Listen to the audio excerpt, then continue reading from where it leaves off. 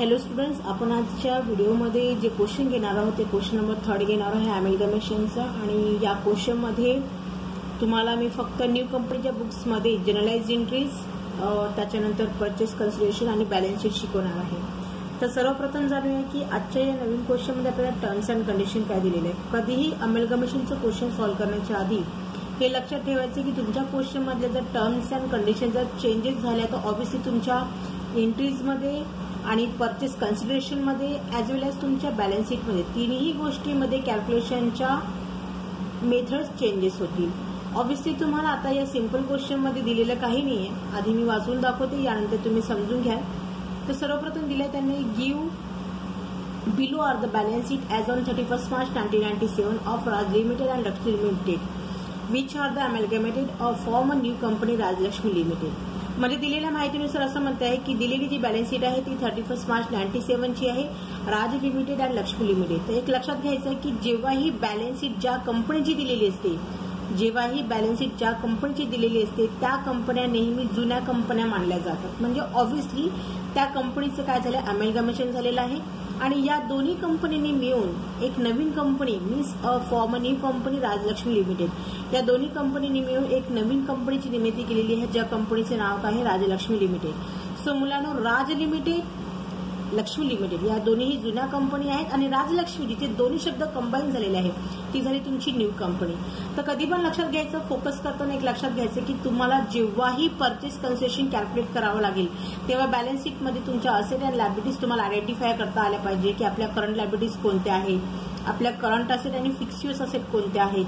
So सगळ्यात पहिले आपण बघूया, इथे दिले share capital of ₹10 each, capital reserve, loan, creditors and bills payable या दोन्ही लायबिलिटी दोन्ही कंपनीकडे आहेत, म्हणजे राज लिमिटेड आणि लक्ष्मी लिमिटेड।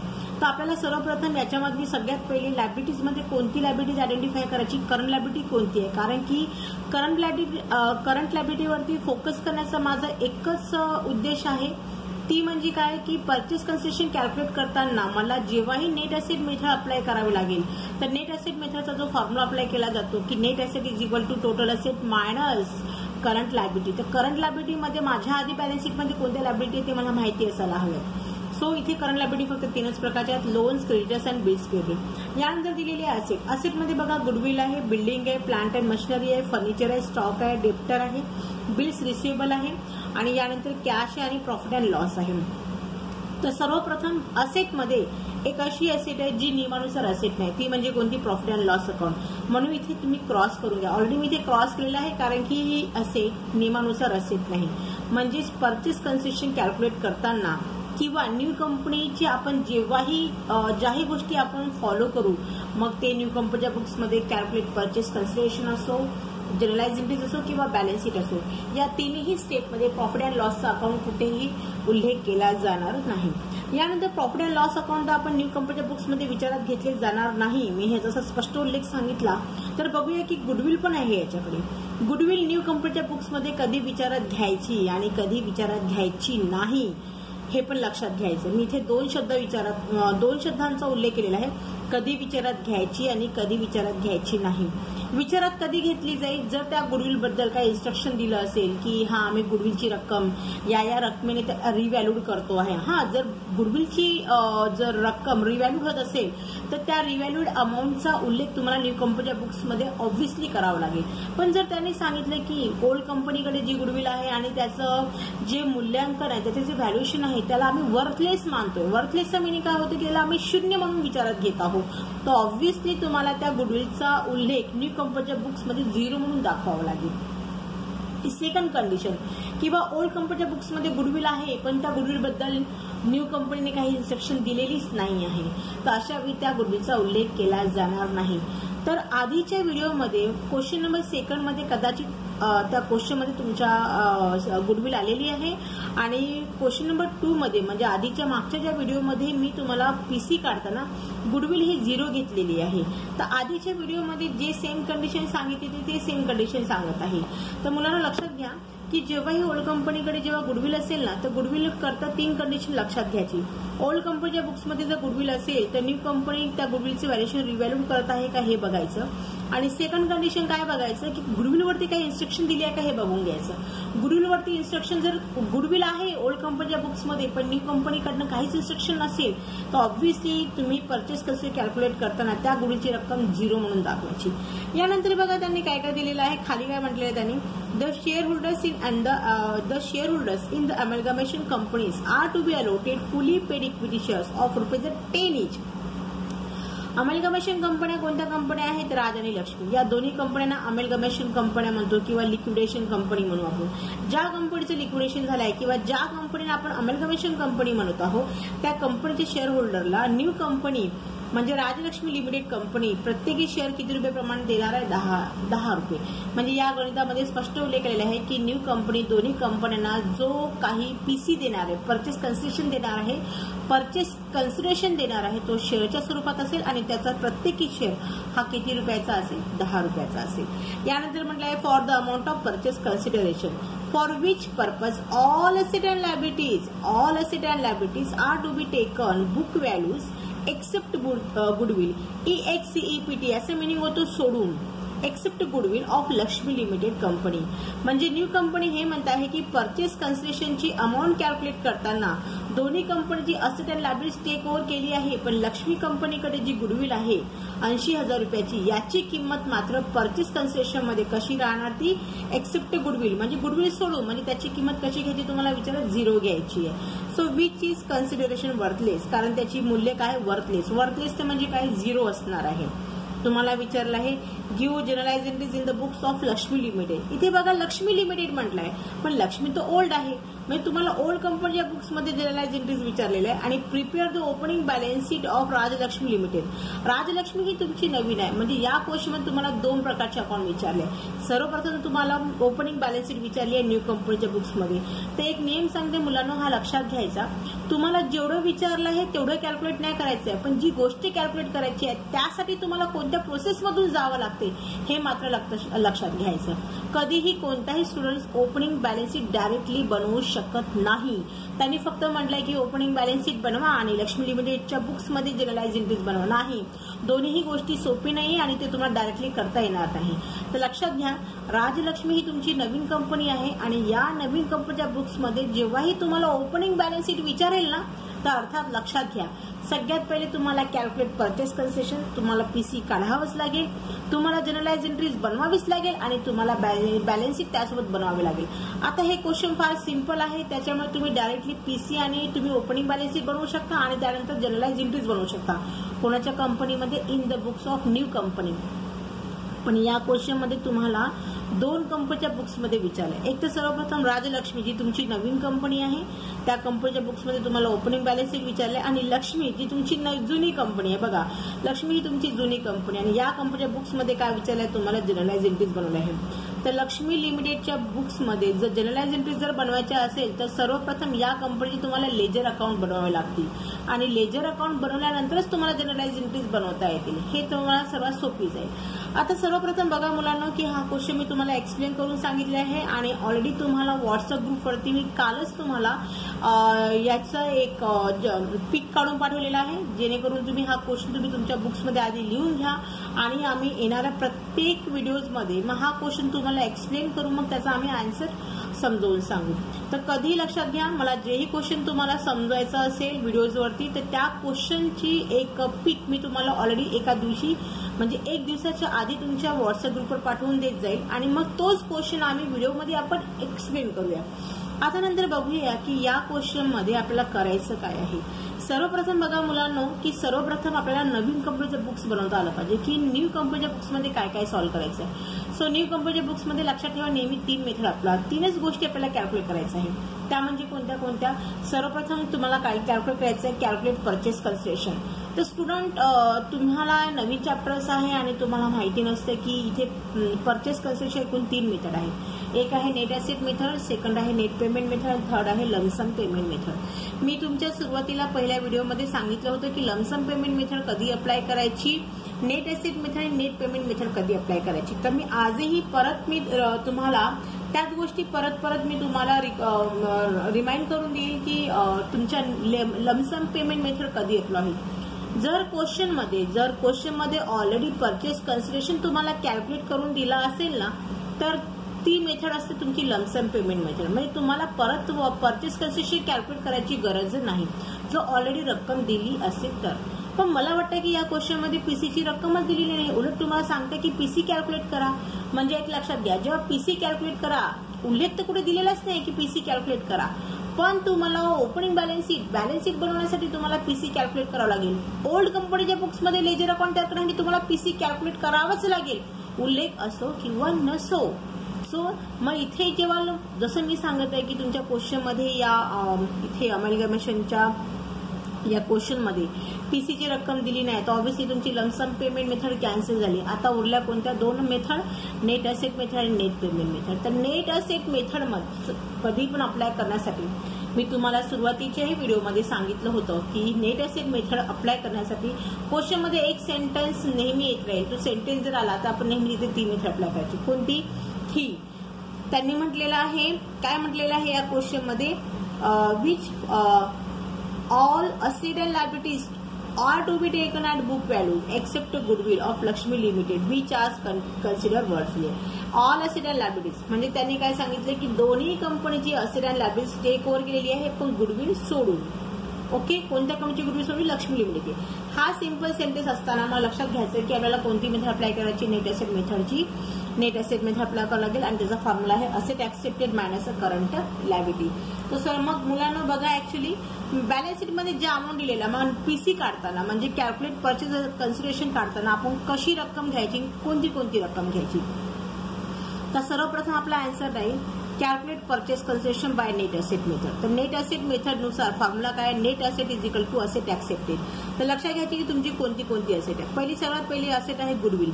तुमची गुडविल बघा, राज कंपनीकडे 0 आहे आणि लक्ष्मी लिमिटेडकडे किती आहे? 80,000. पण स्पष्ट उल्लेख आहे की नवीन कंपनी लक्ष्मी लिमिटेडची जी गुडविल आहे ती काय घेत आहे? वर्थलेस. म्हणजे घेताना इथे 80,000 आहे पण घेताना आपण कशी घेणार? 0 दाखवणार. Building, plant and machinery, furniture, stock, debtor, bill receiver आणि कॅश, ज्या सगळ्या असेट आहेत त्या सगळ्या आपण काय घेणार? ऑल असेट बुक व्हॅल्यूवर घेणार. आणि profit and loss account he asset मध्ये इन्क्लूड केल्या जाणार नाही कारण मुळात ही असेट नाही, म्हणून ही सुद्धा रक्कम आपण तिथे शो केली जाणार नाही. या असेट घेतल्यानंतर त्यातनं आपण 3 लायबिलिटी मायनस करणार ज्या नियमानुसार करंट लायबिलिटी आहेत. कोणत्या कोणत्या? Loans, creditors and bills payable. या तिन्ही मायनस केल्यानंतर म्हणजे या असेटमध्ये या तिन्ही लायबिलिटी मायनस करू तर आपल्याला पीसी जो मिळेल तो कोणत्या मेथडनुसार मिळेल? नेट असेट मेथडनुसार मिळेल. मग यानंतर सेकंड मेथड, आता पीसी ते कॅल्क्युलेट केला, मग हा पीसी न्यू कंपनी नेहमी ओल्ड कंपनीला कोणत्या स्वरूपात देईल त्या स्वरूपचा काही उल्लेख केलाय का हे बघायचं. तर हो, अर्थात तोही उल्लेख तुमच्या क्वेश्चनमध्ये दिलेला आहे. The shareholders in the amalgamation companies are to be allotted fully paid equity shares of ₹10 each in Rajlakshmi limited. Rajlakshmi कोणती आहे? New company. नवीन कंपनी या दोन्ही कंपन्यांना जो काही शेअर देणार आहे इक्विटी शेअर, तो प्रत्येकी शेअर किती रुपयाचा राहणार? 10 रुपयाचा राहणार. याचा अर्थ की तुम्हाला इथे पीसीच्या एकूण 2 मेथड अप्लाय करायचे. एक आहे तुमची नेट असेट मेथड आणि दुसरी आहे तुमची नेट पेमेंट मेथड. सो याचा आन्सर बघूया काय येईल आपल्याकडे. बघा मुलांना, सर्वप्रथम आपल्याला दिले बघा, मी इथे तुम्हाला कॅल्क्युलेट करून दिलेलं आहे आणि ऑलरेडी मी तुम्हाला सांगितलेलं आहे. सर्वप्रथम घेणार आपण find purchase consideration by net asset method. Net asset मेथडनुसार तुमचा फॉर्म्युला लागू होतो net asset is equal to asset accepted minus current liability. इथे आपण असेट घेतले, इथे कोणती असेट घेणार आहोत? जी फक्त न्यू कंपनीने ऍक्सेप्ट केलेली आहे त्याच असेटचा उल्लेख इथे करायचा आहे. आणि साईडला आपण राजा आणि लक्ष्मी या दोन्ही जुन्या कंपन्या आहेत. लक्षात घ्या, ज्या कंपन्यांचं अमलगमेशन झाले, अमलगमेशनचा मिनिंग काय होतो की या दोन्ही कंपन्यांनी आपला संपूर्ण व्यवसाय बंद करून एक नवीन कंपनीची निर्मिती केली, ज्या कंपनीचं नाव काय आहे? राजलक्ष्मी लिमिटेड. सो राज आणि लक्ष्मी या ऑलरेडी दोन्ही लिक्विडेशन कंपन्या आहेत. तर राजलक्ष्मी लिमिटेडकडे बघा, राज लिमिटेडकडे ऑलरेडी बॅलन्स शीटमध्ये गुडविल नव्हती, पण लक्ष्मी लिमिटेडकडे गुडविल होती 80,000 रुपयाची. पण नवीन कंपनीने स्पष्ट उल्लेख सांगितला आहे की लक्ष्मी लिमिटेडची जी गुडविल आहे त्याचं अमाऊंट कसं राहील? वर्थलेस राहील, म्हणजे 0 राहील. तर 0 दाखवलं. बाकीच्या building, plant and machinery, furniture, stock, debtor, bill receiver, cash या सगळ्या असेट तुमच्या कशावरती? बुक व्हॅल्यूवर आहे. आणि याची टोटल असेट किती आहे बघा. राजलक्ष्मीची असेट ऍक्सेप्ट केली आहे न्यू कंपनीने 5 लाख रुपये आणि लक्ष्मी लिमिटेडची असेट ऍक्सेप्ट केली आहे 5,40,000 रुपये. जी असेट ऍक्सेप्ट झाली आहे फॉर्म्युल्यानुसार आपण या असेटमध्ये आपण काय मायनस करणार आहोत? Current liability. So current liability बघा, आता बॅलन्स शीटमध्ये कोणती कोणती होती? तुमची होती लोन, यानंतर आहे क्रेडिटर्स आणि यानंतर आहे बिल्स पेएबल. तर या अमाऊंट कुठून दाखवल्या मी बॅलन्स शीट मधून दाखवले. तर ऑब्व्हियसली तुमची राजलक्ष्मी लिमिटेडची जी लोन आहे ती 1,40,000 आहे, क्रेडिटर्स आहे 40,000 आणि बिल्स पेबल किती आहे 20,000 आहे. आणि यानंतर लक्ष्मी लिमिटेडची बघा 1,20,000, 1,00,000 आणि 1,60,000 या तिघांची टोटल अमाऊंट जी काही येईल ऑब्व्हियसली किती नाही ते 2,80,000. ही 2,80,000 5,40,000 आपण काय केली मायनस केली. 5,40,000 मायनस केल्यानंतर तुमचा पीसी किती येणार ते 2,60,000 येणार. तसंच राज लिमिटेडची 1,40,000, 40,000 आणि 20,00,000. तर या तिघांची टोटल किती येईल 2,00,000. मग 5,00,000 हे 2,00,000 मायनस केले तर आपला मायनस करून पीसी किती येईल 3,00,000. तर ही जी मेथड अप्लाय केली ही कोणत्या मेथडनुसार केली आहे मुलांना, नेट असेट मेथडनुसार. सो नेट असेट मेथडनुसार हा जो पीसी आलेला आहे तो 3,00,000 आलाय राज लिमिटेड करता आणि लक्ष्मी लिमिटेड करता. मग मुलांना आपल्या पॅरेग्राफ मध्ये अजून एक उल्लेख होता की न्यू कंपनी म्हणजे या दोन्ही कंपन्यांना जो काही शेअर देणार तो प्रत्येक शेअर किती रुपयाचा राहणार 10 रुपयाचा. म्हणजे अर्थात त्यांनी या क्वेश्चन मध्ये हा पण उल्लेख दिला होता की आपल्या क्वेश्चन मध्ये या नेट असेट मेथड सोबत अजून एक मेथड अप्लाय करावी लागणार ती म्हणजे कोणती, नेट पेमेंट मेथड. तर नेट पेमेंट मेथड मध्ये नेहमी 3 घटक असतात. याबद्दलही तुम्हाला मी पहिल्या व्हिडिओमध्ये ऑलरेडी एक्सप्लेन केलेला आहे की एकूण किती घटक असतात आणि यापैकी कोणते कोणते घटक असतील आणि कोणते घटक प्रेझेंट राहणार नाही.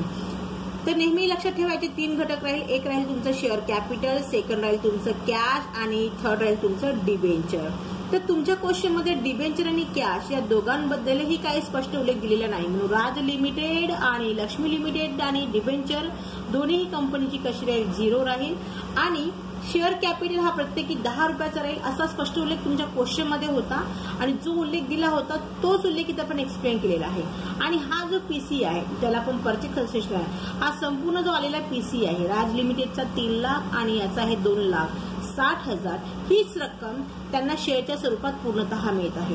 आता याचा प्रत्येकी शेअर 10 रुपयाचा आहे म्हणजे नंबर ऑफ शेअर किती झाले राज कंपनीचे 30,000. 30,000 कसं या 3,00,000ला मी 10 रुपयाने डिवाइड केलं म्हणजे नंबर ऑफ शेअर किती झाले 30,000. आता मी जे बोलून दाखवलंय हे तुम्ही बॅलन्स शीट मध्ये पण शो करू शकता तुमची इच्छा असेल तर. आणि लक्ष्मी लिमिटेडचा जो पीसी आहे शेअरच्या स्वरूपात तो किती आहे 2,60,000 आणि याचा पण प्रत्येकी शेअर किती आहे 10 रुपयाचा आहे म्हणजे याची नंबर ऑफ शेअर किती झाले मुलांना 26,000. दुसरी गोष्ट महत्वाची आता बघा इथे पीसीच्या एकूण दोन्ही मेथड अप्लाय केलेल्या आहेत आणि बरेचदा मुलांना हा प्रश्न पडतो की पीसी हा नेहमी इक्वलच राहणार का दोन्ही मेथडनुसार की अनइक्वल राहणार. तर हा एक प्रश्न बघा मुलांना कधी पण परचेस कन्सिडरेशन कधीही कितीही मेथड क्वेश्चन मध्ये कितीही मेथड जरी अप्लाय होत असेल मग एकाच वेळी 3 म्हणा किंवा एकाच वेळी 2 म्हणा पण एकाच वेळी तिन्ही मेथड कधी अप्लाय होत नाही. मॅक्झिमम 2 किंवा सिंगल 1 आजपर्यंत एवढ्याच मेथड लागू झालेल्या आहे. एकापेक्षा म्हणजे 2 मेथड जरी एकाच वेळी येत असेल तरी लक्षात घ्या कधी पण पीसीची म्हणजे पीसी हा जो आहे म्हणजे त्याला आपण परचेस कन्सिडरेशन म्हणतो हा जो परचेस कन्सिडरेशन आहे हा दोन्ही मेथडनुसार कसा राहील सेम राहील. हा कधीही अनइक्वल राहणार नाही.